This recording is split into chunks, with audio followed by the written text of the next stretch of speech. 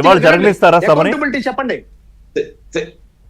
Yes, మిత్రుడు BJP నాయకుడు మాట్లాడుతూ బహుశా అంటే ఎట్లా పార్లమెంట్ లో ఎట్లా బుల్డోజ్ చేస్తారు అనేది ఇక్కడ కూడా బీజేపీ నాయకులు అందరూ కూడా ఎట్లా ఏ విధంగా ఉమెన్స్ రిజర్వేషన్ బిల్లు పాస్ అయిందా లేదా, అసలు బిల్ అది యాక్ట్ అండి ఒకసారి మీరు చెప్పండి.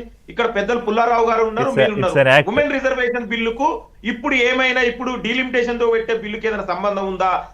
యాక్చువల్లీ కాదు ఇప్పుడు అది కాదు, ఎలాగో ఆ బిల్లులు ప్రవేశపెట్టట్లేదు. కానీ నా ప్రశ్న ఏంటంటే కాదు లింగయ్య యాదవ్ గారు, ఇవాళ సెషన్ ఇవాళ హోంమంత్రి గారు వస్తారు అంటే కనుక ఇవాళ సభ జరిగే అవకాశం ఉందా? విందామా అమిత్ షా గారు ఇవాళ ఏం చెప్తారో వినే అవకాశం ఉందా పార్లమెంట్ లో దేశ ప్రజలకి? నేను ఏమంటున్నాండి, అమిత్ షా గారు హోంమంత్రి ఆయన పార్లమెంట్ కు రావాలండి. ఇవాళ వస్తారు లేదా పలానా టైంలో వస్తారు ఏందండి? ప్రధానమంత్రి అమిత్ షా లది ఆయన రెస్పాన్సిబిలిటీ అంటున్నా నేను. ఆయన రెస్పాన్సిబిలిటీ అంటే ఆయన దేనికి ఉన్నాడు మరి ప్రధానమంత్రిగా హోంమంత్రిగా? వాళ్ళు వచ్చి పార్లమెంట్ కు రాకుంటే ఇవాళ వస్తాడు. నేను ఈ రోజు ఏంటి దేనికండి? మీరు చూడండి, ఆర్టికల్ 75 సబ్ ఆర్టికల్ 3 ప్రకారం it's an responsibility to the council of union ministers. ఆయన రావాలి, మాట్లాడాలి, చెప్పాలి. ఇవాళ ఎవరు భయపడి పార్లమెంట్ కు రాకుండా పోతున్నారు? ఎస్, ఇప్పుడు మిత్రుడు మాట్లాడుతున్నారు రాముడు గురించి. మరి రాముడి పేరు మీద రాజకీయాలు చేసినప్పుడు ఎక్కడ పోయిందండి? ఇవాళ చందా చోరీ అవుతుంది కదా, మరి దాని గురించి ఎందుకు మాట్లాడరు?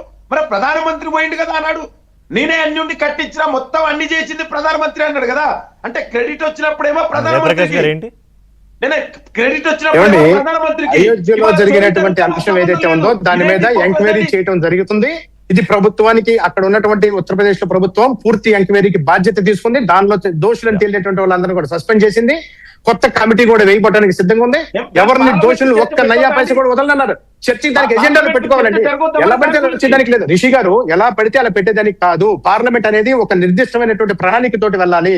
అప్పుడు మాత్రమే ప్రజల యొక్క ప్రయోజనాలకి బెనిఫిట్ వస్తుంది. అది కాకుండా ఇష్టం వచ్చినప్పుడు మధ్యలో ఏ సమస్య గుర్తొస్తే దానికి చెప్తాం, దానికి